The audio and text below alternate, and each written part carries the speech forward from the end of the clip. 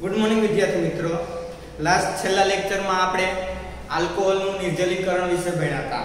આલ્કોહોલના નિર્જલીકરણમાં શું હતું તો કે આપણે આલ્કોહોલમાં જે OH ગ્રુપ રહેલો હતો એ OH ગ્રુપ અને બીજા કાર્બન પાછળનો હાઇડ્રોજન, એટલે કે આપણે કોઈ પણ આલ્કોહોલ હતું જેમ કે RCH2OH, એમાંથી આ OH અને અહીંયાથી હાઇડ્રોજન દૂર થાય એટલે કે પાણીનો અણુ દૂર થઈ અને આલ્કીન બનતું હતું, એને આપણે નિર્જલીકરણ પ્રક્રિયા કહેતા. હવે આપણે ભણવાનું છે આજે આલ્કોહોલનું ઓક્સિડેશન. તો કે આલ્કોહોલના ઓક્સિડેશનમાં શું થાય, જેમ આપણે નિર્જલીકરણમાં પાણીનો અણુ દૂર થાય અને આલ્કીન નિપજ મળતી, પરંતુ અહીંયા આપણે જોવાનું છે કે અહીંયા આપણી પાસે આલ્કોહોલ એટલે કે RCH2OH કોઈ પણ આલ્કોહોલ હોઈ શકે, પ્રાથમિક, દ્વિતીયક, તૃતીયક. તો આપણે પહેલા નોર્મલ આલ્કોહોલની વાત કરીએ કે ચલો કોઈ પણ આલ્કોહોલ લઈએ, એક કાર્બન, એની આ ચાર સંયોજકતા. તો એ ચાર સંયોજકતામાં આપણે અહીં જોઈએ કે અહીંયા બે હાઇડ્રોજન, અહીંયા હાઇડ્રોજન, અહીંયા હાઇડ્રોજન. હવે અહીંયા OH અને બીજા બે હાઇડ્રોજન અહીંયા જોડાયેલા છે. જ્યારે કોઈ પણ આલ્કોહોલનું ઓક્સિડેશન કરવામાં આવે ત્યારે કોઈ પણ ઉદ્દીપક હાજર હોઈ શકે, કોઈ પણ, એટલે KMnO4 છે, KMnO4, PCC, ક્રોમિયમ ટ્રાયોક્સાઇડ અથવા CrO3 પેટ્રોક્સાઇડ અથવા ટ્રાયોક્સાઇડ. હવે એમાં તમે જોઈ શકો કે અહીંયાથી આપણે આ OH છે, આમાં આ હાઇડ્રોજન છે, જેવી રીતે આલ્કીન બનતું હતું, અહીંયા જ્યારે પહેલા ઓક્સિડેશન થાય એટલે એમાંથી તમારે અહીંયા C ડબલ બોન્ડ O માં કન્વર્ટ થઈ જાય, એટલે કે કા એ કીટોન બને અને કા પછી એ આલ્ડીહાઇડ બને. ઓક્સિડેશન થવાથી કા એ કીટોન બને અથવા આલ્ડીહાઇડ બને. પહેલા ઓક્સિડેશન તમારે નિર્ભર જે ઓક્સિડેશન કરતાનો તમે ઉપયોગ કરો, એટલે કે PCC અથવા CrO3 નો કોઈનો ઉપયોગ કરો તો આલ્ડીહાઇડ અથવા કીટોન બને. પછી જો પાછું એનું ઓક્સિડેશન કરવામાં આવે તો એ ઓક્સિડેશન પાછું એનું થઈ અને કેમાં કાર્બોક્સિલિક એસિડમાં રૂપાંતરણ થઈ જાય છે. ઓકે, પરંતુ જો પ્રબળ ઓક્સિડેશન કરતાનો ઉપયોગ કરવામાં આવે એટલે કે KMnO4 નો, તો તમને ડાયરેક્ટ નિપજ તરીકે કાર્બોક્સિલિક એસિડ મળે. પહેલા કીટોન અથવા આલ્ડીહાઇડ જે મળતું હતું નિર્બળ ઓક્સિડેશન કરતા દ્વારા, એ તમને વચ્ચેની નિપજ મળતી નથી. પરંતુ જો આપણે વચ્ચેની નિપજ મેળવવી હોય તો ઉદ્દીપક તરીકે કોનો ઉપયોગ કરવો, અને ડાયરેક્ટ તમારે એસિડ મેળવવું હોય તો તમારે કયા ઉદ્દીપકનો ઉપયોગ કરવો, તો ચલો આપણે એ જોઈએ. ઓકે, તો પહેલા તમારી ટેક્સ્ટબુક પ્રમાણે જે ઇક્વેશન ને લખેલું છે એ ઇક્વેશનનો યુઝ કરીએ. પહેલા પ્રાથમિક આલ્કોહોલ વાળું છે ઉદાહરણ, કાર્બન કાર્બન ને આ ત્રણ સંયોજકતા હોય, એક જગ્યાએ હાઇડ્રોજન અને અહીંયા OH, આ આલ્કોહોલ છે. એ આલ્કોહોલનું ઓક્સિડેશન કરવાનું છે કોઈ પણ ઉદ્દીપકની હાજરીમાં. તો જે અહીંયાથી આ OH અને અહીંયાથી H, આ બે અણુ દૂર થાય તો આની એક સંયોજકતા મુક્ત થાય ને એક સંયોજકતા આની મુક્ત થાય.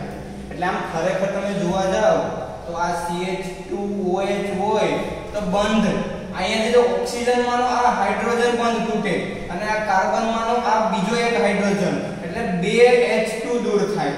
ખરેખર તમે પ્રક્રિયા જોવા જાવ તો જે બંધ તૂટશે ઓક્સિજન અને હાઇડ્રોજન વચ્ચેનો બંધ તૂટે અને કાર્બન અને હાઇડ્રોજન વચ્ચેનો બંધ તૂટે અને એનું કન્વર્ટ થઈ જાય ડબલ બોન્ડમાં. તમે અહીં જોવા જાવ કાંઈ ડબલ બોન્ડ અહીંયા કન્વર્ટ થશે અથવા અહીંયા કન્વર્ટ થાય, બેમાંથી એક જગ્યાએ કન્વર્ટ થાય. ડબલ બોન્ડ એટલે H C double bond OH aldehyde બનશે, અથવા કીટોન એટલે R C double bond O R dash એટલે કે આ ડબલ બોન્ડમાં કન્વર્ટ થાય.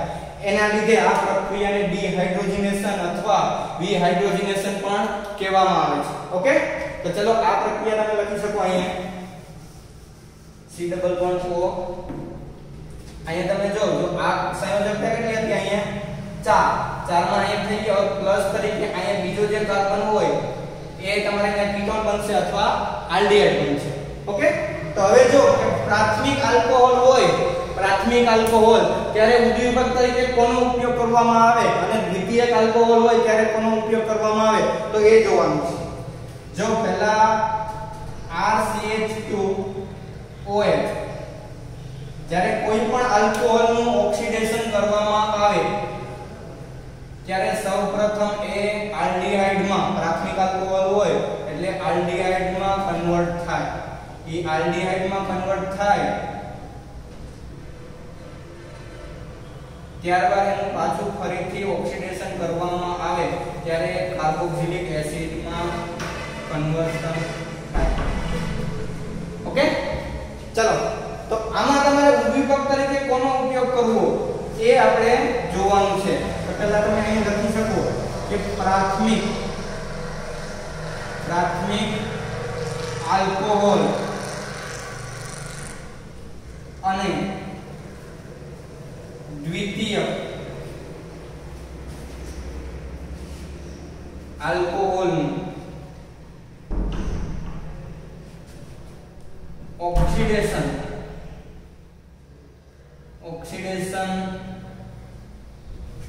કરવાથી પ્રાથમિક આલ્કોહોલ મૂકવામાં આવે તો અનુક્રમે આલ્ડીહાઇડ અને કીટોન નિપજ મળે છે. ઓકે, એટલે કે જો પ્રાથમિક આલ્કોહોલનું ઓક્સિડેશન કરવામાં આવે તો તમને નિપજ તરીકે શું મળે? આલ્ડીહાઇડ. અને દ્વિતીયક આલ્કોહોલ હોય તો કીટોન. એનું ફરીથી ઓક્સિડેશન કરવામાં આવે, ફરીથી ઓક્સિડેશન કરવામાં આવે તો કાર્બોક્સિલિક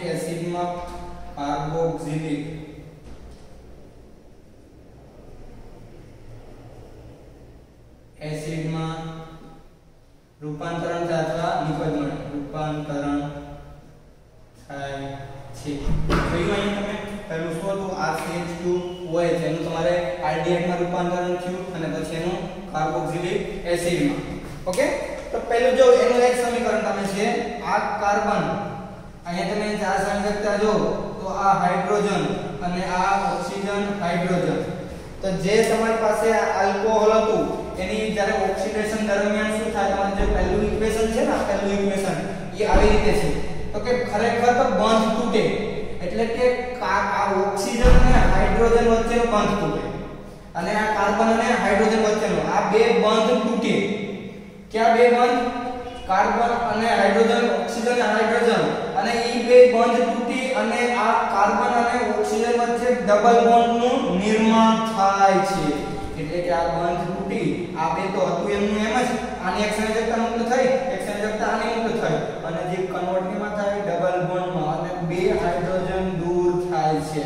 એને વિહાઇડ્રોજનીકરણ અથવા ડિહાઇડ્રોજનીકરણ પણ કહેવામાં આવે છે. ઓકે, તો કેવી રીતે? કેમ કે બે હાઇડ્રોજન જ્યારે આલ્કોહોલનું ઓક્સિડેશન દરમિયાન આ એક હાઇડ્રોજન અને બે હાઇડ્રોજન બંધ તૂટી અને બે હાઇડ્રોજન દૂર થવાની ક્રિયાને એટલે ડિહાઇડ્રોજનેશન પણ કહેવામાં આવે છે. ઓકે, તો અહીંયા શું થશે? આની એક સંયોજકતા અને એક સંયોજકતાની બે મુક્ત થાય અને એ ડબલ બોન્ડમાં રૂપાંતરણ થઈ જાય. હવે એનું એજ જો કોઈ પણ આલ્કોહોલનું ઓક્સિડેશન પહેલી વાર કરવામાં આવે, પ્રાથમિક આલ્કોહોલ કે તો એનું આલ્ડીહાઇડમાં અથવા કીટોનમાં રૂપાંતરણ થાય અને પાછું ઓક્સિડેશન કરવાથી તમને આ કાર્બોક્સિલિક એસિડમાં રૂપાંતરણ થાય છે. ઓકે, ચલો તો હવે પહેલા આપણે જોઈએ કે પ્રાથમિક આલ્કોહોલ લઈએ આપણે. ચલો પ્રાથમિક આલ્કોહોલનું ઉદાહરણ લઈએ. પ્રાથમિક આલ્કોહોલનું ઓક્સિડેશન કરવા માટે RCH2OH આ OH છે એ એક કાર્બન સાથે જોડાયેલો છે, એટલે કે ઈ કાર્બન એક કાર્બન સાથે જોડાયેલો છે એટલે આ પ્રાથમિક આલ્કોહોલ છે. પ્રાથમિક આલ્કોહોલનું ઓક્સિડેશન કરવા માટે તમારે CrO3 ક્રોમિયમ ટ્રાયોક્સાઇડનો ઉપયોગ કરવામાં આવે છે. તો એનું તમને કેમાં રૂપાંતરણ થાય? તમને મળશે આલ્ડીહાઇડ, આ CrO આલ્ડીહાઇડ મળે. અને જો એનું પાછું તમે ક્રોમિયમ ટ્રાયોક્સાઇડ વડે ઓક્સિડેશન કરો CrO3, ઓકે, તમે CrO3 નું ઓક્સિડેશન તો આ CrO2OH કાર્બોક્સિલિક એસિડ આ કેવું રૂપાંતરણ થશે? કાર્બોક્સિલિક એસિડમાં રૂપાંતરણ થાય. ઓકે, ચલો ત્યાં એ બાજુ ના લખો તો અહીંયા પાછું જે ઇક્વેશન અહીંયા તમે લખી શકો CrO3 એટલે આ C double bond O into OH. Okay, પરંતુ જો આ તમારું પ્રાથમિક આલ્કોહોલ હતું, પ્રાથમિક આલ્કોહોલ હું તમને પહેલા આલ્ડીહાઇડ પછી એસિડ, પરંતુ તમારે ડાયરેક્ટ કાર્બોક્સિલિક એસિડ એટલે કે KMnO4 નું પ્રબળ આ CrO3 અને PCC આ નિર્બળ ઓક્સિડેશન કરતા છે, ઓક્સિડેશન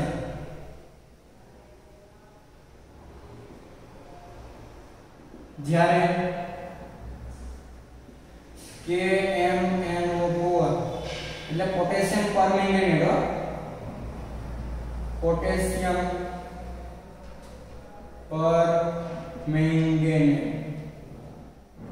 એ પ્રબળ ઓક્સિડેશન કરતા છે.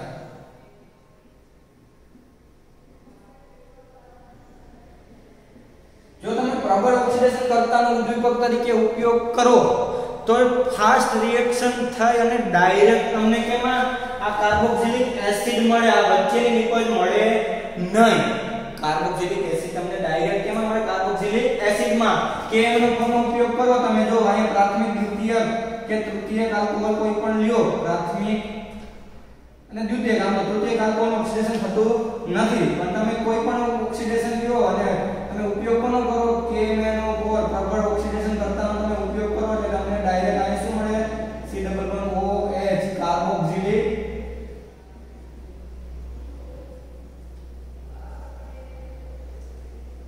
Acid, carboxylic acid.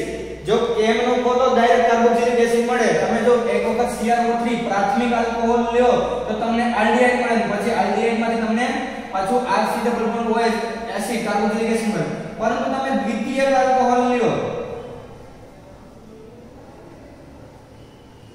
આલ્કોહોલ કીધું છે એટલે અહીં H આ OH, આ કયો આલ્કોહોલ છે?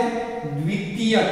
કેમ કે જો આ OH છે કે કાર્બન સાથે જોડાયેલો, આ કાર્બન સાથે જોડાયેલો, ઈ કાર્બન કેટલા કાર્બન સાથે? તો કે આ એક અને આ બે, એટલે આ દ્વિતીયક.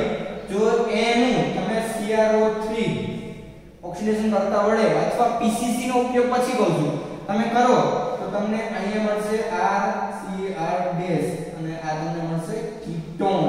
એટલે શું થાય છે? આ હાઇડ્રોજન અહીંથી દૂર થઈ જાય અને આ હાઇડ્રોજન દૂર થઈ જાય, H2, અને જે તમારો આની એક સંયોજકતા ઉપરની અને એક આ સંયોજકતા બે કેમ કન્વર્ટ કરવા છે C ડબલ બોન્ડ O માં તમને શું મળે? કીટોન. ઓકે, જો CrO3 નિર્બળ ઓક્સિડેશન કરતા છે, આ પ્રબળ ઓક્સિડેશન કરતા છે. ઓકે, સમજાઈ ગયું? CrO3 તમે દ્વિતીયક આલ્કોહોલમાં યુઝ કરો તો કીટોન મળે, પ્રાથમિકમાં કરો તો તમને આલ્ડીહાઇડ મળે. એનું તમે પાછું ઓક્સિડેશન કરી નાખો, આનું પાછું ઓક્સિડેશન કરી નાખો, તમને શું મળશે? અહીંયા કાર્બોક્સિલિક એસિડ.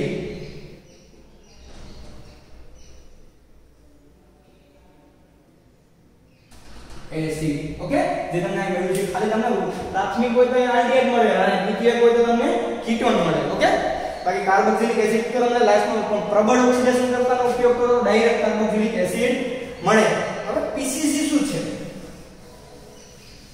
તો તમે લખી શકો અહીંયા PCC શું છે તો વર્ણન તમને આપ્યું છે કે જો આલ્કોહોલનું ઓક્સિડેશન,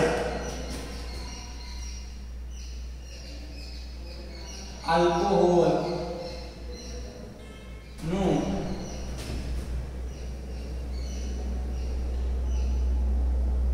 ઓક્સિડેશન CrO3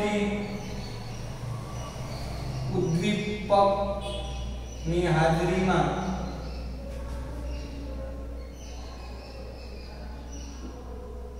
કરવાથી નિપજ પ્રાથમિક આલ્કોહોલ આલ્ડીહાઇડ મળે છે. આ શું કરું? પ્રાથમિક આલ્કોહોલ ઓક્સિડેશન CrO3 ઉદ્દીપકની હાજરીમાં કરવા તમને નિપજ આલ્ડીહાઇડ મળે છે. પરંતુ સારી નિપજ મેળવવા PCC એટલે કે પિરિડીનિયમ डाइक्लोरो क्रोमेट क्रोमेट નો ઉપયોગ થાય છે કારણ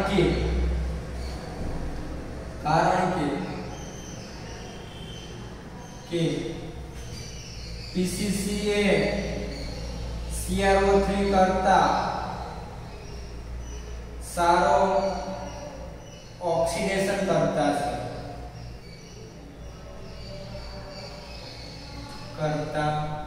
છે કેમ તો પીસીસી માં શું હોય તો કે પીસીસી માં તમારે શું હોય તો કે પીસીસી માં CrO3 પણ હોય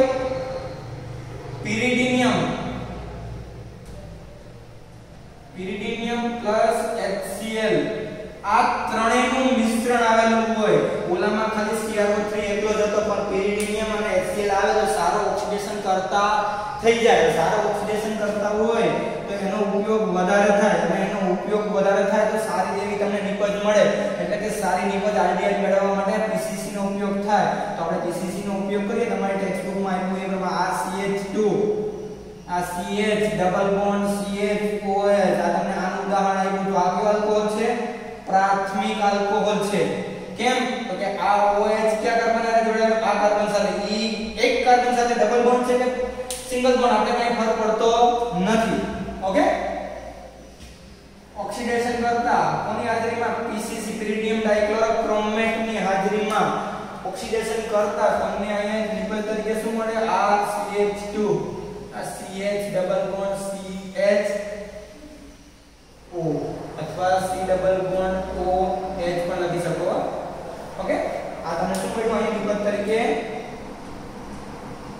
આલ્ડીહાઇડ ઓકે આ થઈ ગઈ તમારી પીસીસી ની વાત ઓકે આલ્ડીહાઇડ પછી તમને ઉદાહરણ આપ્યું છે કીટોન નું તો કે દ્વિતીયક આલ્કોહોલ નું ઉદાહરણ તમને આપેલું છે તો કે દ્વિતીયક આલ્કોહોલ નો ઉપયોગ કરો તમે તો કે જેમ કે આ C ડબલ આ COH આ H અને આ ડેશ તો દ્વિતીયક આલ્કોહોલ નો તમે ઉપયોગ કરવામાં આવે ઓક્સિડેશન પીસીસી ની હાજરીમાં તો તમને અહીંયાથી શું મળે અહીંયાથી આ એક હાઇડ્રોજન અને આ હાઇડ્રોજન દૂર થાય અને બે ડબલ બોન્ડ કન્વર્ટ થઈ જાય અને આ ડેશ અહીં તમને આલ્ડીહાઇડ મળતું હતું અહીંયા શું મળશે કીટોન ઓકે પ્લસ H2 દૂર થઈ જાય હવે એની પાછું ઓક્સિડેશન કરવામાં આવે તો તમને કાર્બોક્સિલિક એસિડ મળે ઓકે આ સમજાઈ ગયું આ પ્રાથમિક દ્વિતીયક પરંતુ સર તો તૃતીયક આલ્કોહોલ નો ઉપયોગ કરવામાં આવે તો પ્રાથમિક આલ્કોહોલ નો ઉપયોગ કરવાથી આલ્ડીહાઇડ મળે દ્વિતીયક આલ્કોહોલ નો ઉપયોગ કરવાથી કીટોન મળે અને આપણે ઓક્સિડેશન કરતા કેટલા હતા KBnO4 PCC અને CrO3 ક્રોમિયમ ટ્રાયોક્સાઇડ ઓકે આ ત્રણ પરંતુ જો પ્રાથમિક મળ્યું દ્વિતીયક તૃતીયક આલ્કોહોલ નું ઓક્સિડેશન મુશ્કેલ છે એવું નથી કે શક્ય નથી મુશ્કેલ છે આમ જોઈએ તો ખરેખર એ થાય નહીં પરંતુ તૃતીયક આલ્કોહોલ એટલે કોણ તો કે CH3 આ OH જો તૃતીયક આલ્કોહોલ નું ઓક્સિડેશન કરવામાં આવે તો નિપજ મળે પરંતુ આ જેટલા કાર્બનની સંખ્યા છે ને 1 2 3 4 એ કાર્બનની સંખ્યામાંથી બંધ તૂટે કાર્બન વચ્ચેના બંધ તૂટે અને ઓછા કાર્બન ધરાવતા કાર્બોક્સિલિક એસિડ મળે એટલે કે આમાં તમે જુઓ કીટોન તમે આલ્ડી પાછું કાર્બોક્સિલિક એસિડ મેળવો તો તમને વધારે નિપજ મળે પરંતુ તૃતીયક આલ્કોહોલ નું તમે ઓક્સિડેશન કરવા જાવ તો કાર્બન વચ્ચેનો બંધ તૂટે અને પછી તમને સૌથી ઓછા જે કાર્બોક્સિલિક એસિડ નિપજ મળે સૌથી ઓછા કાર્બન ધરાવતો કાર્બોક્સિલિક એસિડ મળે છે ઓકે આ થઈ ગઈ તમારી પહેલી પદ્ધતિ ઓકે એના પછી તમારે હજુ એક જોવાનું છે પહેલા આ એકવાર જોઈ લો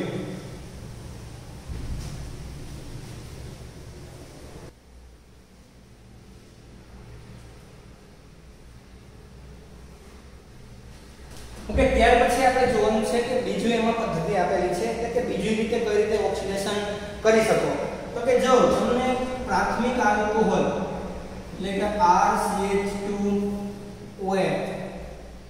પ્રાથમિક આલ્કોહોલ આ કયો છે પ્રાથમિક આલ્કોહોલ એનું પ્રાથમિક આલ્કોહોલને ઉપરની હાજરીમાં 298 કેલ્વિન તાપમાન કે 273 કેલ્વિન તાપમાને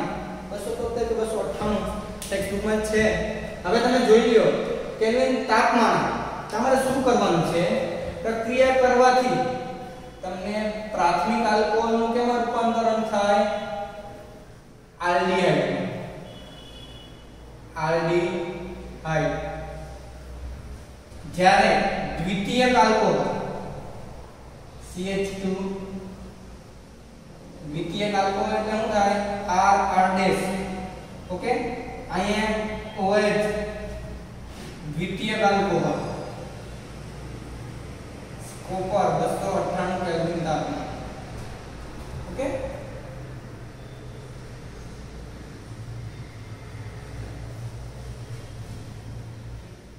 બરાબર આ જે આલ્કોહોલ છે એનું કીટોનમાં રૂપાંતરણ થયું તાપમાન ખાસ જોઈએ 273 અથવા 298 છે તમારે જે જોઈ લેજો હવે જો પ્રાથમિક અને દ્વિતીયક આલ્કોહોલનું ઓક્સિડેશન કરવાનું હતું ને અહીંયા શું થયું ખરેખર તો પ્રાથમિક આલ્કોહોલ અને દ્વિતીયક આલ્કોહોલને 298 કેલ્વિન તાપમાને અથવા 273 કેલ્વિન તાપમાને ગરમ કોપર ઉપરથી પસાર કરવામાં આવે ગરમ કોપર ઉપરથી પસાર કરતા એમાંથી આ ઓક્સિજન OH માંનો જે હાઇડ્રોજન અને આ એક હાઇડ્રોજન દૂર થઈ આલ્ડીહાઇડ બને આમાં એક આ હાઇડ્રોજન અને આ હાઇડ્રોજન દૂર થઈ કીટોન બને એટલે કે વિહાઇડ્રોજનીકરણ અથવા ડિહાઇડ્રોજીકરણ પ્રક્રિયા દ્વારા આલ્ડીહાઇડ અને કીટોન બને છે પરંતુ જ્યારે તૃતીયક આલ્કોહોલ એટલે શું તો કે એક કાર્બન હોય એની સાથે 3 કાર્બન જોડાયેલા હોય ઓકે અને ચોથી જે સંયોજક છે આલ્કોહોલ જોડેલો છે એટલે કે OH જે કાર્બન સાથે જોડાયેલો છે ઈ કાર્બન સાથે 3 કાર્બન જોડાયેલા હોય એટલે તૃતીયક આલ્કોહોલ તો તૃતીયક આલ્કોહોલ જ્યારે 273 અથવા 298 કેલ્વિન તાપમાને કોપર પરથી ગરમ કોપર પરથી પસાર કરવામાં આવે ત્યારે આ બંને પ્રક્રિયામાં કઈ પ્રક્રિયા જોવા મળતી હતી વિહાઇડ્રોજનીકરણ પરંતુ જ્યારે તૃતીયક આલ્કોહોલ 298 કેલ્વિન તાપમાને ગરમ કોપર પરથી પસાર કરતા એમાં વિહાઇડ્રોજનીકરણ નહીં પરંતુ નિર્જલીકરણ પ્રક્રિયા જોવા મળે છે નિર્જલીકરણ એટલે શું કે આ OH દૂર થાય અને આ ત્રણેય કાર્બનમાંથી કોઈ એક જગ્યાએ હાઇડ્રોજન દૂર થાય પાણીનો અણુ દૂર થઈ જાય ઓકે એટલે આમાંથી કાઢી લ્યો અને ડબલ બોન્ડમાં આલ્કીન બની જાય એટલે પાણીનો અણુ દૂર થાય H2O ઓકે આ કઈ પ્રક્રિયા થાય તમારી નિર્જલીકરણ સમજાય કે પ્રાથમિક અને દ્વિતીયક આલ્કોહોલ જ્યારે ગરમ કોપર પરથી પસાર કરવામાં આવે ત્યારે આલ્ડીહાઇડ બને દ્વિતીયક હોય તો કીટોન બને વિહાઇડ્રોજનીકરણ પ્રક્રિયા દ્વારા પરંતુ તૃતીયક આલ્કોહોલ ને 298 કેલ્વિન તાપમાને એટલે ગરમ કોપર પરથી પસાર કરતા નિર્જલીકરણ પ્રક્રિયા અણુઓને પાણીનો અણુ દૂર કરી અને આલ્કીન બને છે ઓકે આલ્ડીહાઇડ કીટોન અને આલ્કીન ખાસ યાદ રાખજો આ પ્રક્રિયા ઓકે હવે જુઓ તમે શું જોયું કે આલ્કોહોલનું ઓક્સિડેશન થી આલ્ડીહાઇડ બને આલ્ડીહાઇડનું ઓક્સિડેશન થી કાર્બોક્સિલિક એસિડ પહેલું બીજું આલ્કોહોલનું ઓક્સિડેશન થી દ્વિતીયક આલ્કોહોલનું ઓક્સિડેશન થી કીટોન બને અને કીટોનના ઓક્સિડેશન થી કાર્બોક્સિલિક એસિડ બને તૃતીયક આલ્કોહોલનું ઓક્સિડેશન મુશ્કેલ છે જો મેળવવામાં આવે તો બહુ જ ઓછા કાર્બન ધરાવતો કાર્બોક્સિલિક એસિડ મળે કેમ કે કાર્બન બંધ તૂટીને બહુ જ ઓછા કાર્બન ધરાવતો કાર્બોક્સિલિક એસિડ મળે પરંતુ મુશ્કેલ છે પરંતુ પછી બીજી તમે ગરમ કોપર ઉપર પ્રાથમિક આલ્કોહોલ પસાર કરો તો આલ્ડીહાઇડ મળે અને દ્વિતીયક આલ્કોહોલને ગરમ કોપર પરથી પસાર કરો તો કીટોન મળે તૃતીયક આલ્કોહોલને ગરમ કોપર પરથી પસાર કરો તો નિર્જલીકરણ થાય આમાં વિહાઇડ્રોજનીકરણ થતું તો નિર્જલીકરણ થાય પાણીનો અણુ દૂર થાય અને આલ્કીન બને છે ઓકે હવે તમે જો કે દારૂના વ્યસની હોય દારૂ એટલે શું ડ્રિંક જે લોકો કરે છે એટલે કે ઇથેનોલ હોય હવે જે ઇથેનોલનું આપણા શરીરમાં જ્યારે એ લોકો વ્યસન કરે તો એના શરીરમાં જાય ઇથેનોલનું શું થાય ઇથેનોલ બને ઇથેનોલનું પછી ઇથેનોઇક એસિડ ઓક્સિડેશન આપણી જે પ્રક્રિયકો છે ને KMnO4 PCC CrO3 એમાં આપણા શરીરમાં પણ ઉદ્દીપક રહેલા હોય એ ઉદ્દીપકની હાજરીમાં ઓક્સિડેશન થાય પરંતુ જ્યાં સુધી ઇથેનોલ પ્યોર હોય ત્યાં સુધી દારૂડિયાઓને વાંધો આવતો નથી જે ડ્રિંક કરતા હોય એ લોકોને પ્રોબ્લેમ થતો નથી પાછું એ નશો ચડે અમુક ટાઈમ પછી એ પાછું હતું એવું ને એવું જ થઈ જાય નશો એ ઉતરી જાય પરંતુ જો દારૂના વ્યસની હોય, ડ્રિંક કરતા હોય, એના મિશ્રણમાં ઇથેનોલ પ્લસ મિથેનોલ આવી જાય, શું થાય? ઇથેનોલ મિશ્રિત મિથેનોલ આવી જાય, મિથેનોલ. તો શું થશે? તો ચલો તમારી પાસે બે પ્રોસેસ થઈ, આ કાઢી નાખું છું. તમારી પાસે ઇથેનોલ અને મિથેનોલ બંનેનું મિશ્રણ છે આલ્કોહોલ. તો તમારી પાસે બે ફાટા પડે. એનું તમારા શરીરમાં જે ઉદ્દીપકો રહેલા હોય, ઉદ્દીપકની હાજરીમાં આનું ઓક્સિડેશન થાય, ઇથેનોલનું ઓક્સિડેશન થાય ને શું થાય? આ CH3, ચલો આ ઇથેનોલ એટલે શું થાય? CH3CH2OH. અહીંયા શું છે? મિથેનોલ એટલે CH3OH. આનું ઓક્સિડેશન થાય અને શું બને? CHO. આ ઇથેનોલ બને. અને અહીંયા બનશે methanol, HC double bond OH. આ શું બને? મિથેનોલ. મિથેનોલ એટલે કે ફોર્માલ્ડિહાઇડ. ફોર્માલ્ડિહાઇડ એટલે કે વિષાણુ, ઝેરી કહેવાય. આ ફોર્માલ્ડિહાઇડ બને ને, ફોર્માલ્ડિહાઇડ નું પાછું ઓક્સિડેશન થાય ને ફોર્મિક એસિડ બને.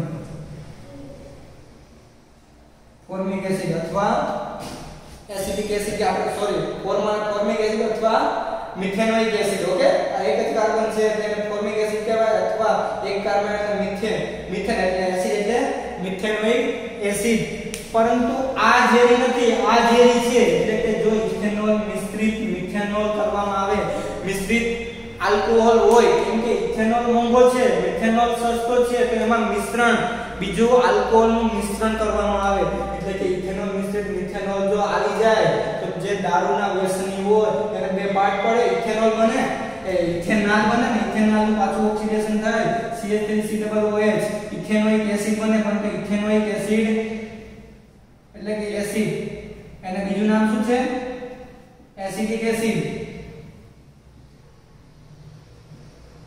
એનાથી વાંધો આવતો નથી. પરંતુ આ જે ફોર્માલ્ડિહાઇડ અથવા આ એમાંથી પાછું બને આ ફોર્મિક એસિડ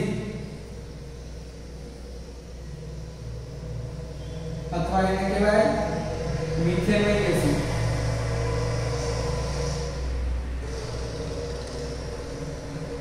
જે કેવું હોય છે? વિષાણુ, ઝેરી હોય છે.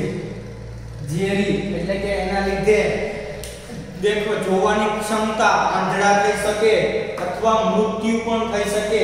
જો આ બે ના લીધે, એટલે કે બધા એવા મને તો કહે છે કે દારૂના જે વ્યસની હોય એ સારો દારૂ એટલે કે સારા પ્રમાણમાં જે સારી ગુણવત્તાવાળો દારૂ પી તો વાંધો ન આવે, પણ નબળો જે દારૂ પીવામાં આવે તો બે પોસિબિલિટી, આ વિષાણુના લીધે જોઈ શકવાની ક્ષમતા ઓછી, આંધળા થઈ શકે અથવા મૃત્યુ પણ પામી શકે. પરંતુ ચલો આવું થઈ ગયું, એને તો ખબર હોવાની નથી કે ઇથેનોલ અને મિથેનોલ મિશ્રિત દારૂ આવી ગયો છે. જે હવે એ ડ્રિંક કરે છે, એ દારૂ આવી જાય તો પછી એને દવાખાને ડોક્ટર પાસે લઈ જાય તો ડોક્ટર શું કરે? એની સારવાર કઈ રીતે કરે? તો જે આ ધીરે ધીરે ફોર્માલ્ડિહાઇડ બનતું જાય છે, એનામાં ધીરે ધીરે ફોર્માલ્ડિહાઇડ આપણા શરીરમાં, એના બોડીમાં શું થશે? એના જે ઉદ્દીપક હાજર છે, ઉત્સેચકના લીધે ઓક્સિડેશન થતું જ રહે. જે એને મિથેનોલ અને ઇથેનોલ મિશ્રિત આલ્કોહોલનું વ્યસન કર્યું છે, ડ્રિંક કર્યું છે, એ ડ્રિંકના લીધે એનું ઓક્સિડેશન થતું જાય, ફોર્મિક એસિડમાં કન્વર્ટ થતું હોય. જેમ ડોક્ટર પાસે જાય એટલે પ્રોસેસ ચાલુ હોય. ડોક્ટર શું કરે? તો કે ડોક્ટર એને શું કરે? ઇથેનોલ, આ જે ઇથેનોલ હતું ને એને ઇથેનોલ એટલે કે ફરી દારૂ પીવડાવે, પણ કેવો? જેમાં પાણીનું પ્રમાણ વધુ હોય. ઇથેનોલ પાછો એને પીવડાવે અને એના શરીરમાં જાય પછી શું થાય? ઇથેનોલમાં પાણી વધારે હોય તો પાણી પીવડાવે કે નહીં? ઇથેનોલ પીવડાવે તો પાણી છે ને, જે આ ઓક્સિડેશન પ્રક્રિયક તરીકે જે ભાગ ભજવે આપણા બોડીમાં, જે આપણે PCC ને CrO3 જે ઉપયોગમાં આવતું હતું, આપણે ઓક્સિડેશન કરવા આપણા બોડીમાં જે પ્રક્રિયકો જે ઉપયોગમાં આવે છે, આ મિથેનોલ ફોર્માલ્ડિહાઇડ અને ફોર્મિક એસિડમાં કન્વર્ટ કરવા, તો એ ઉત્સેચકોનું પાણી છે એ સંગ્રહ કરી લે, શોષણ કરી લે, અને જે આનું ફોર્માલ્ડિહાઇડ અને ફોર્મિક એસિડમાં કન્વર્ટ થતા જે ઉદ્દીપકો હોય ને એનું પ્રમાણ ઘટી જાય, અને પ્રમાણ ઘટી જાય એટલે ફોર્માલ્ડિહાઇડ અને ફોર્મિક એસિડમાં કન્વર્ટ થવા દેતા નથી, અને ધીરે ધીરે એ જે ઉત્સેચકો બધા શોષણ થઈ જાય એટલે ફોર્માલ્ડિહાઇડ અને ફોર્મિક એસિડમાં કન્વર્ટ થતું બંધ થઈ જાય અને ધીરે ધીરે જે પેશન્ટ હોય એ નોર્મલ થઈ જાય અને સાજું થઈ જાય. પરંતુ એવું જરૂરી નથી. જો એ વધારે પડતું વ્યસન થઈ જાય તો વ્યક્તિ આંધળો પણ થઈ શકે અને એનું મૃત્યુ પણ થઈ શકે. એટલે કે જે ઇથેનોલ મિશ્રિત ઇથેનોલનું વ્યસન થઈ જાય તો બહુ જ ડેન્જરસ ગણાય. ઓકે, તો ચલો આટલું જોઈ લો તમે આપણે આલ્કોહોલનું ઓક્સિડેશન. પછી આપણે જોઈએ આલ્કોહોલનું નાઇટ્રેશન. એટલે આલ્કોહોલના નાઇટ્રેશનમાં શું આવે એ બધું જોઈ લો.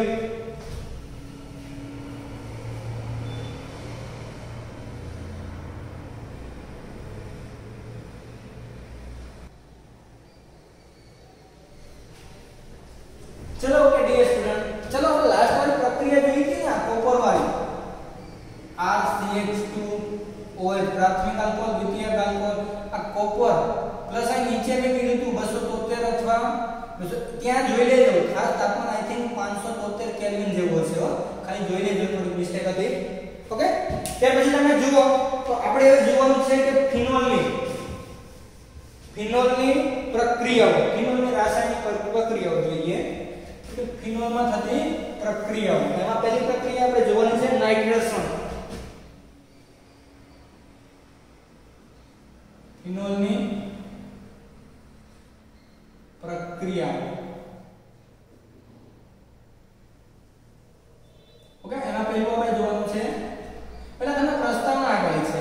તો ફિનોલની રાસાયણિક પ્રક્રિયામાં શું થાય? તો ફિનોલની રાસાયણિક પ્રક્રિયામાં ફિનોલ એટલે કે ઇલેક્ટ્રોન અનુરાગી પ્રક્રિયા, કેન્દ્ર અનુરાગી પ્રક્રિયા, ખાસ તો ઇલેક્ટ્રોન અનુરાગી અને કેન્દ્ર અનુરાગી પ્રક્રિયા. આ OH છે, જ્યારે એમાં આની કોઈ પણ તમે ઉદ્દીપક સાથે પ્રક્રિયા કરો તો પહેલા તો આમાં OH ગ્રુપ હાજર છે, જ્યારે વધારાનો ગ્રુપ જે હાજર થાય એ ઓર્થો ઉપર જોડાય અને કાં પેરા ઉપર અને કાં પછી એકલો મેટા ઉપર જોડાય. ઓકે, એટલે આ એક ગ્રુપ અને બીજું ગ્રુપ એમાં હાજર થાય. એમાં મહત્વની પ્રક્રિયા સસ્પેન્શન અસર જોવા મળે છે. ઓકે, તો આ બધી જે રાસાયણિક પ્રક્રિયાઓ ઓર્થો મેટા ઉપર જોવા મળે છે, ઓર્થો મેટા અને પેરા ઉપર, જે આપણે જોવાનું છે. તો પહેલી પ્રક્રિયા આપણે જોઈએ કે નાઇટ્રેશન, ફિનોલનું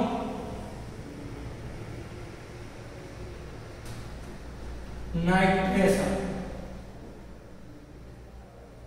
પહેલા આપણે ડાયરેક્ટ પ્રક્રિયા લખીએ કે ફિનોલનું નાઇટ્રેશન એટલે કે ફિનોલ એટલે કે બેન્ઝીન ઉપર OH, ફિનોલ. એનું યાદ રાખજો ખાસ, મંદ HNO ની સાથે એનું નાઇટ્રેશન કરવામાં પ્રક્રિયા કરવામાં આવે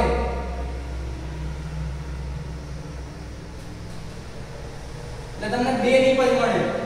એટલે કે આ અહીંથી NO2 છે ને, ઈ NO2 કાઈ ઓર્થો ઉપર દાખલ થાય એટલે બે ભેગી નિપજ મળે, ઓર્થો ઉપર અને પેરા ઉપર. આ OH અહીંયા NO2. ઓકે, તો આને આપણે તમારે નામ આપવું હોય ortho nitro phenol para nitro phenol. Okay, phenol નું મન HNO3 સાથે પ્રક્રિયા કરતા ortho nitrophenol plus para nitrophenol નું મિશ્રણ સંયોજન મળે છે. હવે આ મિશ્રણ સંયોજન મળે તો આ બેને અલગ કરવા માટે વરાળ નિસ્યંદન પદ્ધતિથી અલગ કરી શકાય. આ બંને નિપજને એટલે કે આ બંને નિપજને વરાળ નિસ્યંદન દ્વારા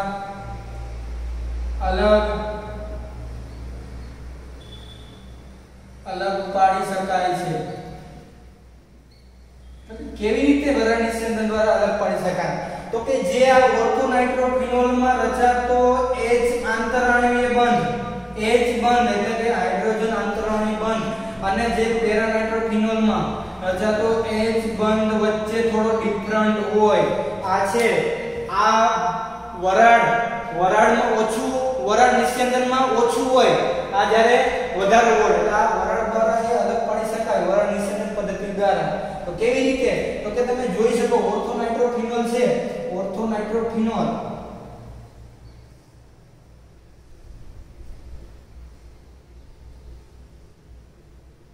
અહીંયા શું છે OH O અને H અહીંયા N આ ઓક્સિજન અને આ ડબલ બોન્ડ થી ઓક્સિજન હવે આ એનો ને એક જ અણુ છે ઈ એક જ અણુ સાથે OH બંધ બનાવે H બંધ અથવા આંતરઅણુવીય હાઇડ્રોજન બંધ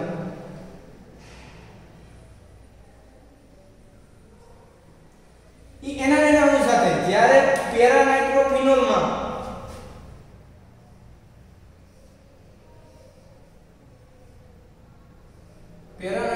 માં શું થાય તો કે આ OH છે આ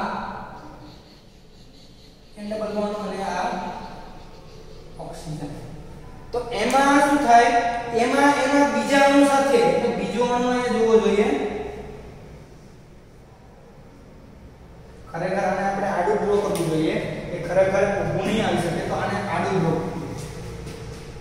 okay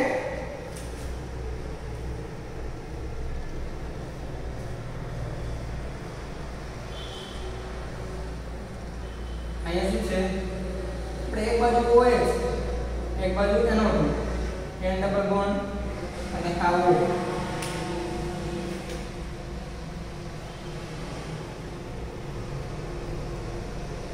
O H N double bond O અહીંયા બંધ બનાવો